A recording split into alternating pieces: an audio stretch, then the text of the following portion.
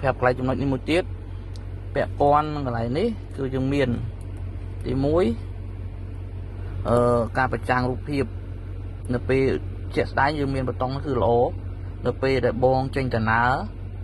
ភ្លាមពេលបងឡើងឡានគឺបងខ្លាចមានអីនៅជុំវិញឡានរឿងយើងមានក្មេងមានសត្វអីចឹងណាបងយើងចុច review វាមកចុច review ចុចវាចឹងមកវា review ហើយចឹងឃើញមកជុំវិញឡានហើយណាចង់ឃើញជុំវិញឡានហើយយើងថាមានអីនៅក្នុងនឹងអត់បើអត់មកបវលហ្នឹងណានេះបវលចឹងទៅ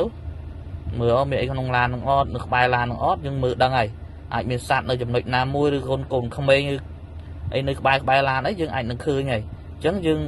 អាចទៅបញ្ជាពួកគាត់បានការពារការកិនការប៉ះទង្គិចអញ្ចឹងណាបងអាហ្នឹងកន្លែង review នៅពេលដែលយើងចាប់ផ្ដើមចេញដំណើរឡានហើយវាយើងចូលឡានចង់មើលអីជុំវិញឡានចុចហ្នឹងទៅអានេះ auto hold បងប្រើបានផាយស្គាល់ auto hold គឺវាប្រើនៅពេលតែនេះទេនៅពេលដែលយើងបើកបោយើងដាក់ auto hold មានថាប្រាំងស្វ័យប្រវត្តិបើមានអាហ្នឹងទៅយើងពេលស្ទះ stop ស្ទះអីគឺវាជួយជន់ប្រាំងយើងមានថាមិនជន់ប្រាំងវាមិនដល់ពេលឈប់ចតធម្មតាពេលស្ទះផ្លូវ